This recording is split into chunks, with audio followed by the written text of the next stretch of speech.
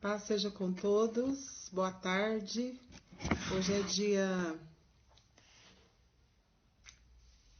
6 de março de 2023 e eu quero agradecer a Deus por essa oportunidade nessa tarde. Deus, nosso Pai, eu quero adorar o Senhor nessa tarde, agradecer ao Senhor por tudo que o Senhor tem nos dado, Pai, a vida, a saúde, a Tua palavra, Pai, que nos traz cura, que nos traz consolo, que nos traz, ó Pai, o discernimento, ó Deus. Senhor, muito obrigado por esta tarde, por esse dia. Queremos nos alegrar no Senhor nesse dia, na Tua bondade, na Tua graça, na Tua misericórdia. Pai, recebe o meu louvor e a minha adoração.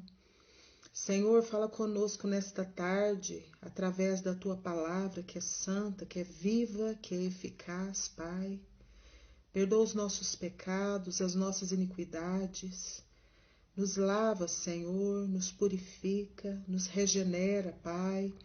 Nos dá um tempo de crescimento. Eu te peço em nome de Jesus. Senhor, viemos te buscar, pois nada se compara em estar diante da Tua presença, Senhor. Vem nos encher do Teu Espírito. Só a Ti queremos adorar e a Tua formosura contemplar. Flua entre nós o Teu amor, Senhor. Vem nos encher com Teu Espírito. Para Te adorar fomos criados, ó Senhor, e glorificar a Ti fomos criados por Teu louvor, para Teu louvor. Cria em mim, ó Deus, um coração puro. Renova em mim um espírito reto. Para Te adorar, Senhor, para Te adorar, Senhor, e declarar e glorificar a Ti, Senhor. Eu gostaria de compartilhar essa tarde com você alguns versículos que estão em Gênesis, no capítulo 35, a partir do verso 1, a palavra do Senhor diz assim: Disse Deus a Jacó: Levanta-te, sobe a Betel e habita ali. Faze ali um altar ao Deus que te apareceu quando fugias da presença de Esaú, teu irmão. Então disse Jacó à sua família e a todos os que com ele estavam: Lançai fora os deuses estranhos que há no vosso meio, purificai-vos e mudai as vossas vestes. Levantemo-nos e subamos a Betel. Farei ali um altar ao Deus que me respondeu no dia da minha angústia e me acompanhou no caminho por onde andei. Então deram a Jacó todos os deuses estrangeiros que tinham em mãos e as argolas que lhes pendiam das orelhas, e Jacó os escondeu debaixo do carvalho que está junto a Siquém. E tendo eles partido, o terror de Deus invadiu as cidades que lhes eram circunvizinhas, e não perseguiram aos filhos de Jacó. Eu acho interessante esse verso 4 de Gênesis 35. Eu quero ler em outra versão, da palavra, que diz que Jacó, ele enterrou os deuses, os falsos deuses, os ídolos, que se encontravam lá com as pessoas que Jacó estava viajando e retornando. Deram, pois, a Jacó todos os deuses estranhos que tinham em sua mão e os brincos que tinham em suas orelhas, e Jacó os enterrou debaixo da azinheira dos siquemitas, fazendo-os desaparecer até o dia de hoje. esse texto da palavra do Senhor, ele tem estado no meu coração esses dias, porque o contexto dessa história é qual? Jacó, ele sente a direção de Deus para que ele pudesse voltar para a terra do pai dele. Ele morava em Padã Arã e ele pega suas duas esposas, os seus filhos, todo o seu patrimônio e ele volta para a terra do seu pai. E chega o momento da história de Jacó, quando ele já fez as pazes com seu irmão, ele se estabelece em um lugar, ele compra uma terra de um homem daquela região e um certo dia a sua filha solteira, sua única filha, chamada Diná, ela resolve sair. E naquela época não era costume as moças que estavam preparando para casar, as moças que iam se casar, não era costume elas ficarem andando, saindo, elas ficavam em casa. Mas Diná resolveu sair e ela foi violentada por um rapaz chamado Siquém. E quando ela foi violentada, a Bíblia diz que a alma daquele rapaz se ligou à alma de Diná. E ele se apaixonou por ela, a alma dele se ligou. E aqui vem o primeiro ensinamento. A questão sexual, ela é muito forte. Quando você envolve com uma pessoa sexualmente, tudo que você tem, você dá. E tudo que a pessoa tem, ela te passa. E Siquém, ele se apaixona, ele molesta, ele abusa da Diná, violenta ela, estupra ela, mas ele se apega na alma. E assim acontece com pessoas que têm envolvimento sexual com alguém. Por isso que a palavra de Deus nos ensina que a gente precisa se guardar para o casamento. Que a gente precisa se guardar. Por quê? Porque você se torna uma só carne com a pessoa. E aqui, verdadeiramente, Siquém se apegou tanto a Diná que ele tomou a iniciativa, chamou seu pai e foi até Jacó e pediu a mão de Diná em casamento. Ele queria se casar, ele queria reparar o erro que ele fez e Jacó escutou tudo aquilo, mas ele escondeu dos seus filhos enquanto seus filhos estavam fora.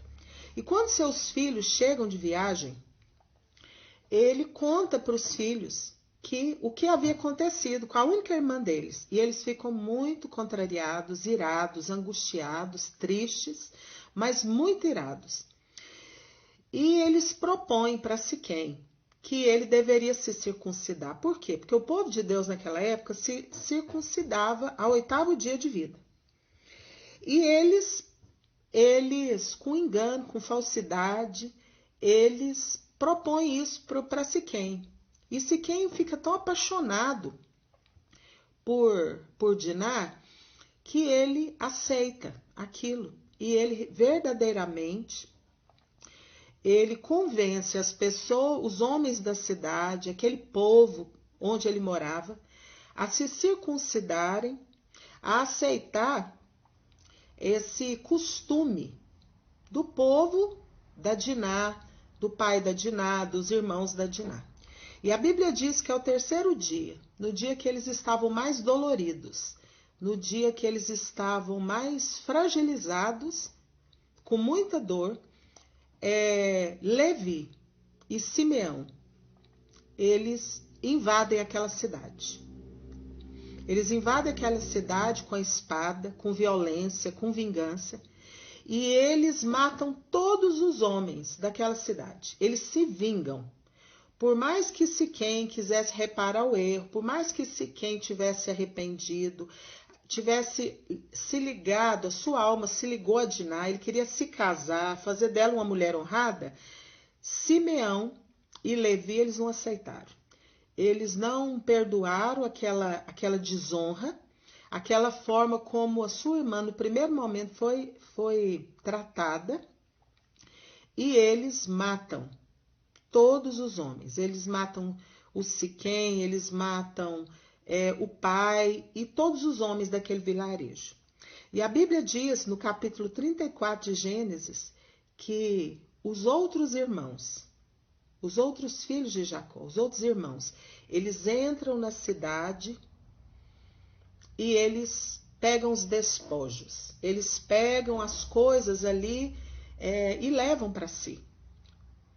Jacó, ele vê aquela situação e ele vê que aquela situação é uma situação trabalhosa, uma situação difícil. E quando seus filhos chegam, Jacó se reúne com os filhos e fala para os filhos o que está registrado no verso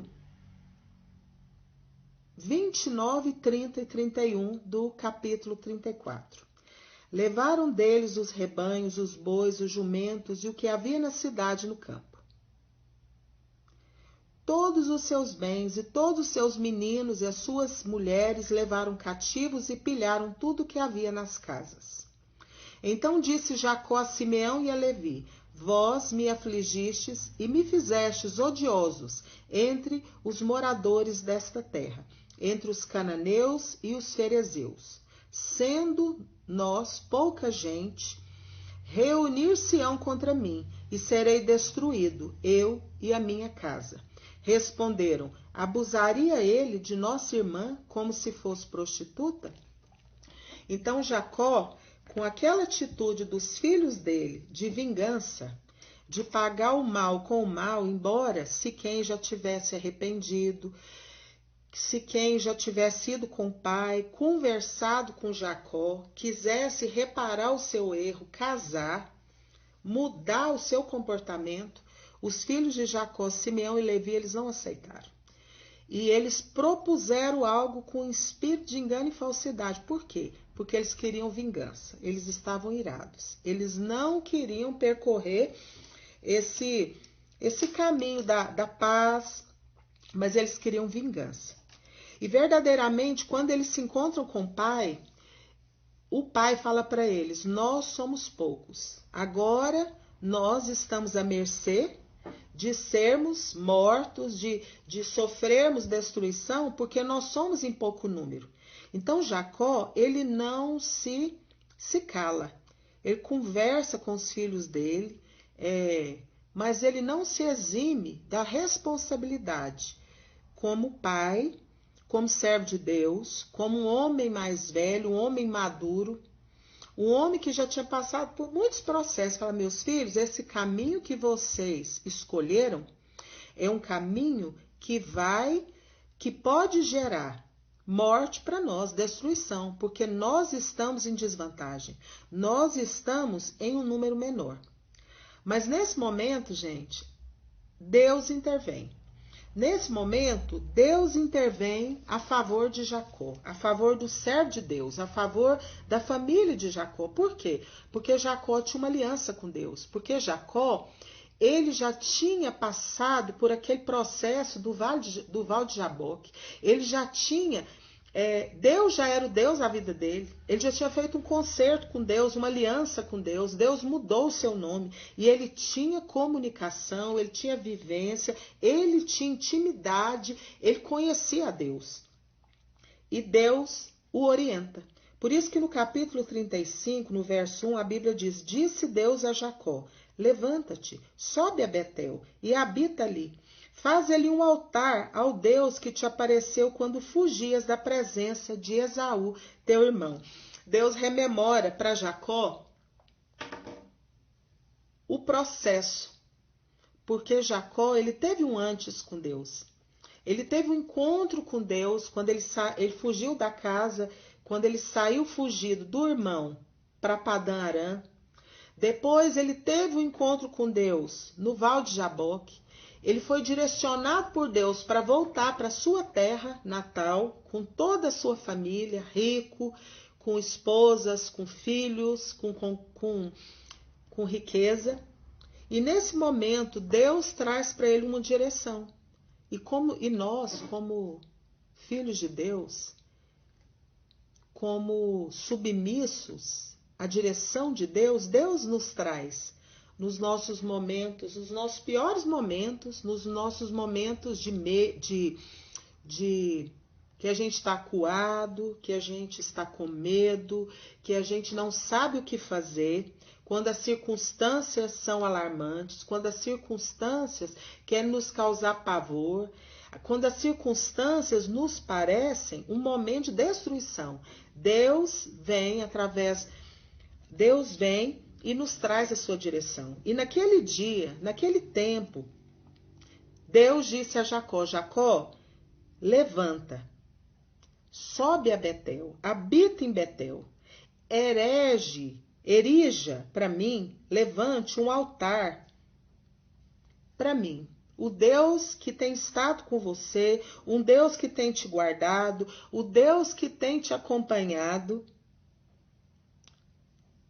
o Deus que tem estado com você desde o momento quando você fugiu da casa do seu pai e da sua mãe para fugir da ira do seu irmão. Então Deus rememora para ele que Deus estava com ele, mesmo que ele não percebesse, mas a presença de Deus estava guardando a vida de Jacó. E aí Jacó, naquele momento, ele reúne todos os que estavam com ele. Ele reúne todos os da sua família e fala para eles: lançai. Cada um pega o seu ídolo. Cada um pega aquilo que tem se apegado, aquilo que tem sido motivo de devoção, aquilo que tem sido motivo de confiança maior do que em Deus, tudo que tem sido um tropeço, tudo aquilo que tem sido um ídolo falso, tudo aquilo que você tem se apegado, que não seja Deus, a presença de Deus, a fidelidade de Deus, a comunhão com Deus, a intimidade com Deus, a firmeza na palavra. Então Jacó fala: olha, minha família, está na hora de nós posicionarmos. Está na hora de nós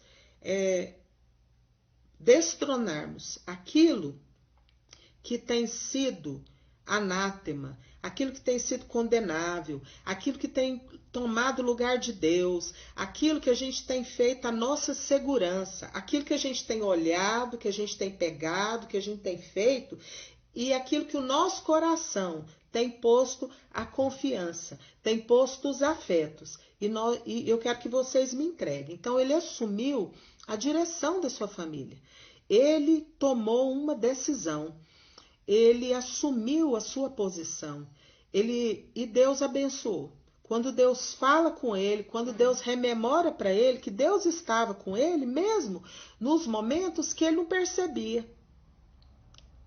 Que Deus deixa claro para ele que Deus era fiel e que Deus estava cuidando dele. Eu vim aqui para te dizer hoje que Deus cuida de você, que Deus te ama, que Deus tem guardado a sua vida, que Deus tem te preservado, tem te dado vida, tem te dado saúde, tem te dado oportunidade, tem te dado o privilégio de poder ter a palavra de Deus, a Bíblia, tão acessível para você poder ler, para você poder meditar. Deus tem te dado tantas bênçãos que são motivos de você adorar a Deus. E Jacó, naquele momento, no versículo 2 do capítulo 35, Jacó, ele toma a palavra, ele toma a frente, ele toma uma atitude, ele fala: olha, minha família, meus filhos, minhas esposas, quem está aqui comigo? O meu povo, eu quero que vocês me entreguem tudo que tem sido na vida de vocês deuses falsos. E havia um contexto. Jacó amava muito uma esposa dele chamada Raquel. E Raquel, quando ela vai embora de Padã Arã, ela esconde os ídolos do pai dela. Ela leva os ídolos do pai dela escondidos. Ela estava arraigada àquilo, ela estava apegada àquilo, seja emocionalmente, seja espiritualmente, ela estava apegada. Mesmo sabendo que quem abriu a madre dela para que ela pudesse gerar, para que ela pudesse ter José, foi Deus. Deus abriu a madre dela, Deus se lembrou dela e deu para ela um presente, que foi o José, que a gente conhece como José do Egito.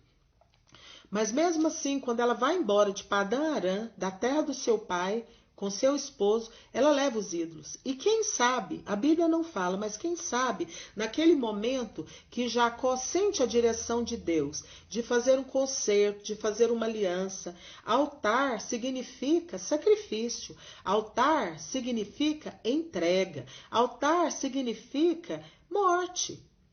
Morte de quê? Morte de algo que não agrada a Deus. Sacrificar algo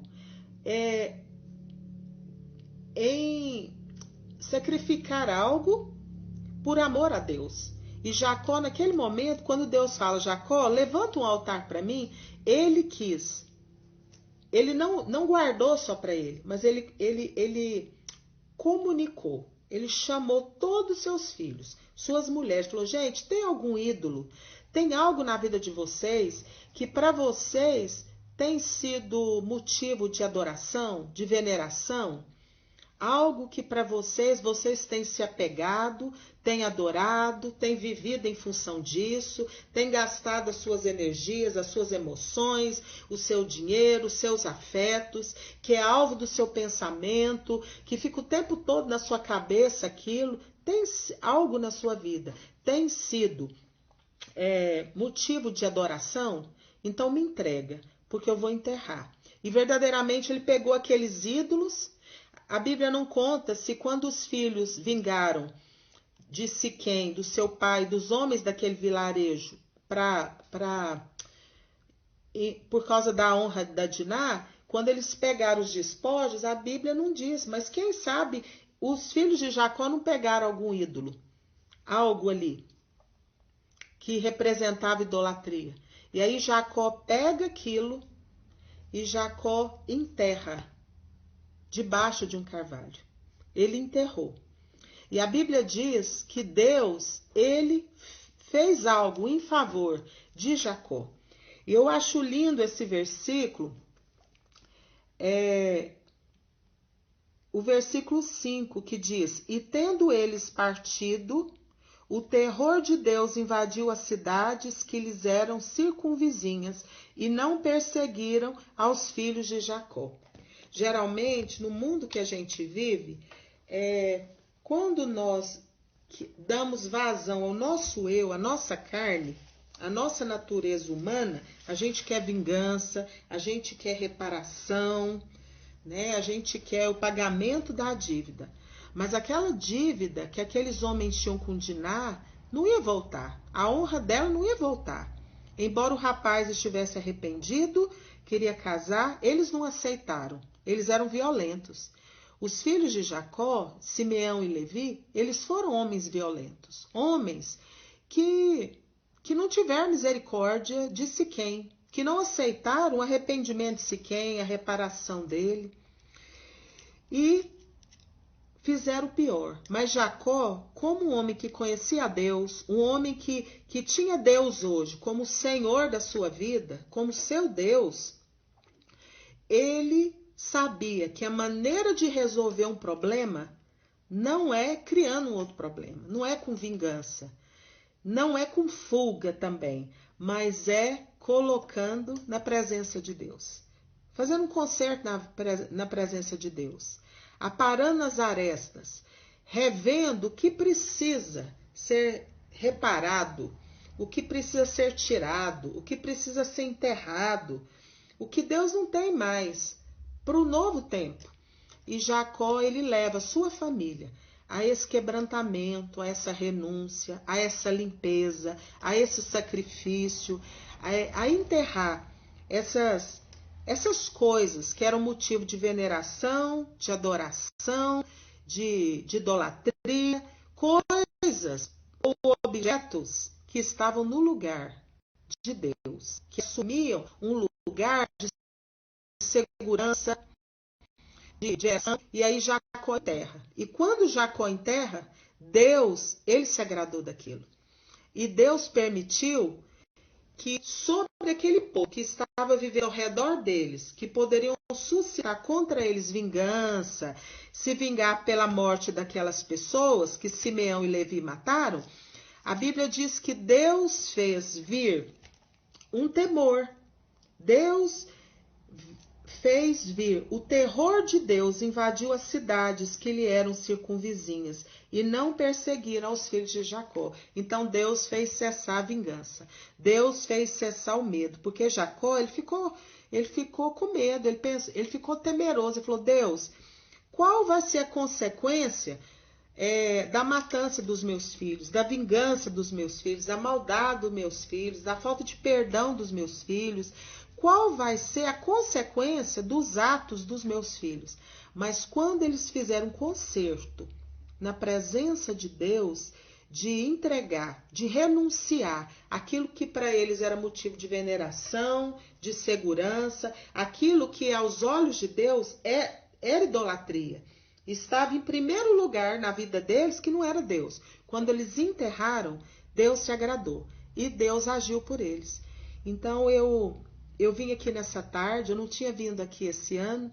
Eu te desejo um 2024 de bênção. Eu desejo para você um 2024 de crescimento. E eu quero te dizer que crescer dói. Muitas coisas na nossa vida que nós passamos, de dor, de sofrimento, na presença de Deus, elas servem de crescimento. Elas servem de amadurecimento, trazendo sensatez, trazendo bom siso. Então eu quero deixar essa palavra e desejo que Deus te abençoe muito e me abençoe também, no nome de Jesus.